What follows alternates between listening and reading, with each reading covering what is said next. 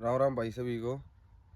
भाई 9 डे का hard challenge लेके आया हूँ एक, जिसमें आपको भाई 40 मिनट वर्कआउट करना है एक दिन में।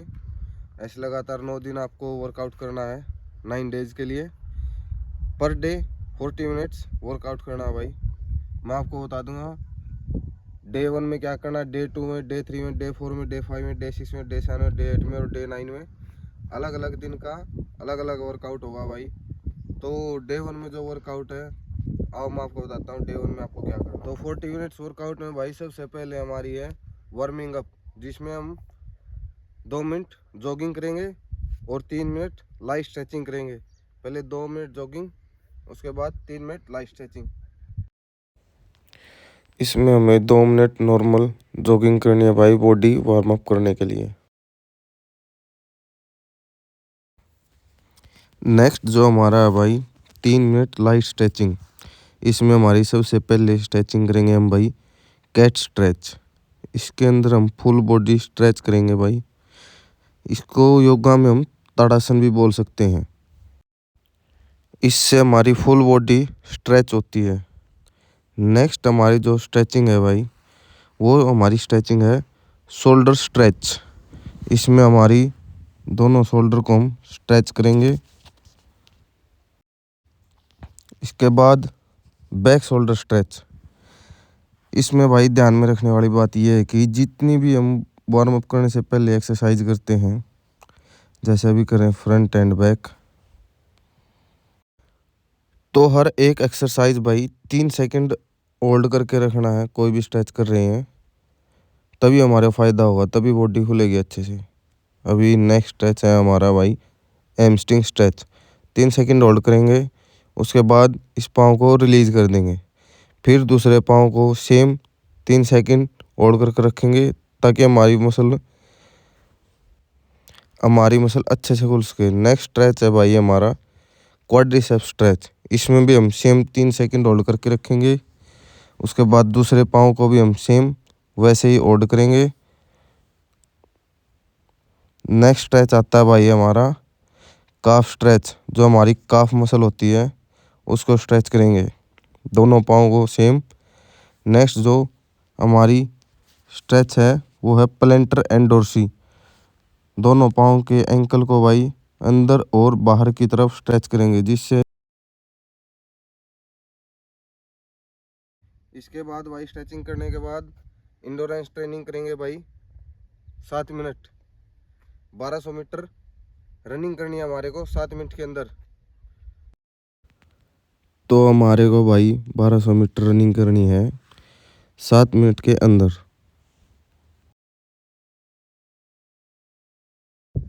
तो भाई अभी तक का ये 12 मिनट का वर्कआउट हो गया। 5 minute warming up, 7 minute endurance training, और अभी इसके बीच में 1 मिनट का हम गैप देंगे। टोटल हो जाएंगी 13 मिनट।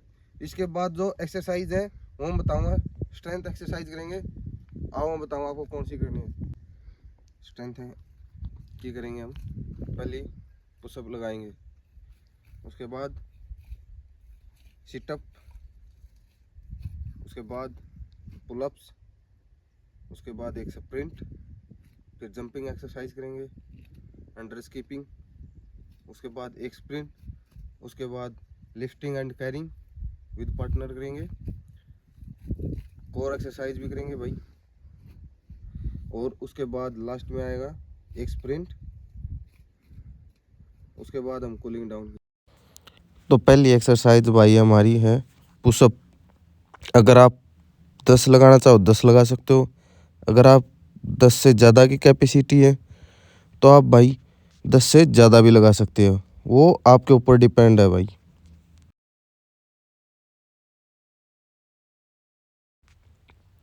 नेक्स्ट है भाई हमारी सिटअप्स। मैं आपको सिर्फ 20 करके दिखा रहा हूँ भाई। अगर आप ज़्यादा सेट करना चाहते हो तो आप लोग अपनी मर्ज़ी से ज़्यादा भी लगा सकते हो, वो आपके ऊपर डिपेंड है। आप कितना लगाना चाहते हो, कितने का आप सेट लगा रहे हो भाई, पर 20 से कम नहीं लगानी है।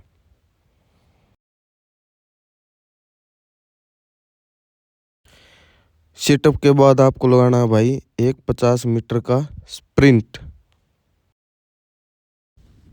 जैसे ही हमारी 50 मीटर की स्प्रिंट ख़त्म हो जाती है भाई।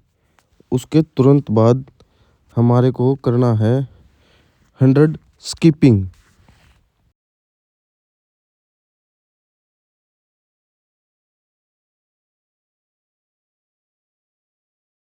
अगर भाई आपके पास रोप है तो आप रोप कर सकते हो। अभी मेरे पास रोप अवेलेबल नहीं है। बीच में आप जितने चाहो रोप भी कर सकते हो अपने तरीके से।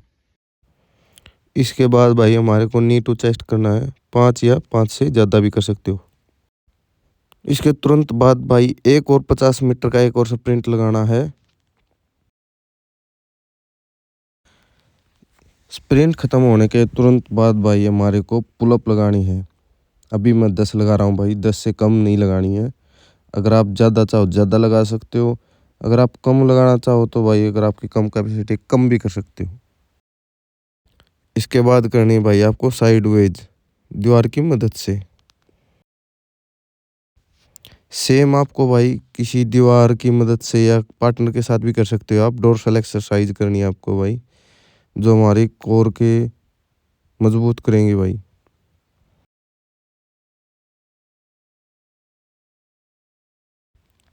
इस एक्सरसाइज में भाई हमारे को ट्रंक साइड, ये जो एक्सरसाइज कर रहे हैं भाई इसके अंदर क्या है, हमारी जो एक्सटर्नल ओब्लिक मसल है उस पर दबाव आता है, वो मजबूत होती है भाई। किसी दीवार की मदद से भी आप कर सकते हो या अपने पार्टनर के साथ भी आप कर सकते हो भाई।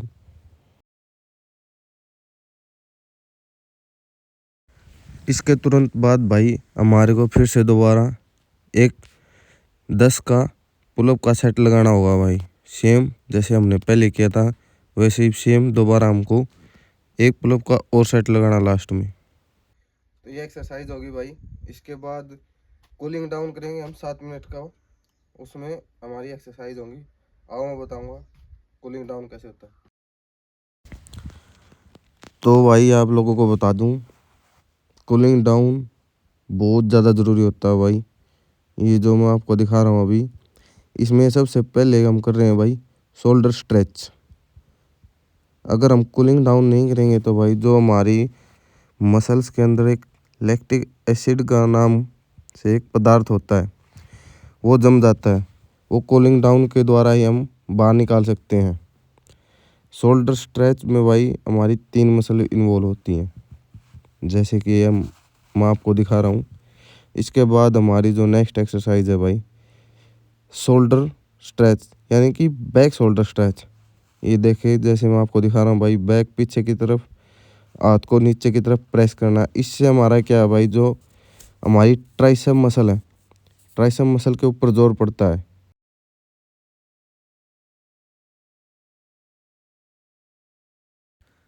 नेक्स्ट स्ट्रेच है भाई हमारा फोर आर्म स्ट्रेच। इसमें अपनी उंगलियों को पीछे की तरफ दबा के रखना है भाई, जैसे मैं अभी आप लोगों को दिखा रहा हूँ सेम वैसे ही करना। वार्मिंग अप और कूलिंग डाउन में अंतर क्या है भाई, वार्म अप करते समय हम सेम स्ट्रेच करते हैं पर उसमें 3 सेकंड होल्ड करना पड़ता है मसल को। पर कूलिंग डाउन में कम से कम हमारे को एक मसल को 10 सेकंड के लिए होल्ड करके रखना पड़ता है, तभी उसका अच्छे से फ़ायदा मिल पाता है। अगर हम अच्छे से कूलिंग डाउन नहीं करेंगे तो भाई बॉडी की सारी मसल खिंची रह जाती हैं। इसके बाद जो हमारी नेक्स्ट स्ट्रेचिंग है वो है भाई सेम सेम है हमारी भाई एमस्ट्रिंग स्ट्रेच। इसको भी हमारे को सेम 10 सेकंड के लिए होल्ड रखना है भाई, उसके बाद ही इसका बेनिफिट मिलेगा। स्ट्रेचिंग करना बहुत ज़्यादा ज़रूरी है भाई एक्सरसाइज करने के बाद। सेम जो पहले लेग की 10 सेकंड होल्ड करके रखा था भाई, वैसे ही सेम जो हमारी लेग चेंज करके दूसरी लेग को भी हमारे को सेम हैमस्ट्रिंग स्ट्रेच 10 सेकंड के लिए होल्ड करके रखना है। उसके बाद ये नेक्स्ट स्ट्रेच है भाई हमारा एडक्टर स्ट्रेच।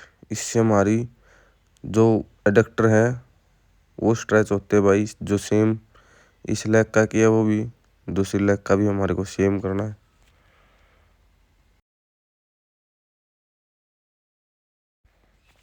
इसके बाद आता है भाई हमारा क्वाड्रिसेप स्ट्रेच, जो हमारी थाई की आगे की मसल होती है उसको हमारे को स्ट्रेच करना है 10 सेकंड होल्ड करके, या आप लोग ज़्यादा भी कर सकते हो भाई। और अगर अच्छे स्ट्रेच करना चाहते हो लेकिन कम से कम 10 सेकंड होल्ड करना बहुत ज़्यादा ज़रूरी है भाई, तभी इसका बेनिफिट अच्छे से मिलता है।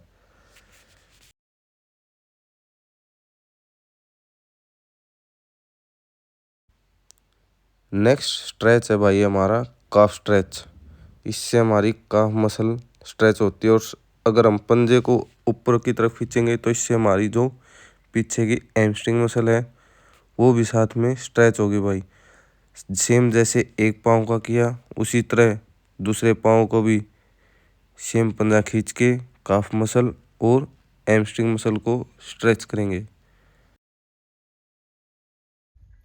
इसके बाद भाई आप लोग अगर चाहो तो यो अपने हिसाब से योगा एंड प्राणायाम भी कर सकते हो रिलैक्स होने के लिए। तो राम राम भाई। हर वीक भाई एक वीडियो आएगी RD9 चैलेंज की, सैटरडे को, हर सैटरडे को एक वीडियो आएगी भाई।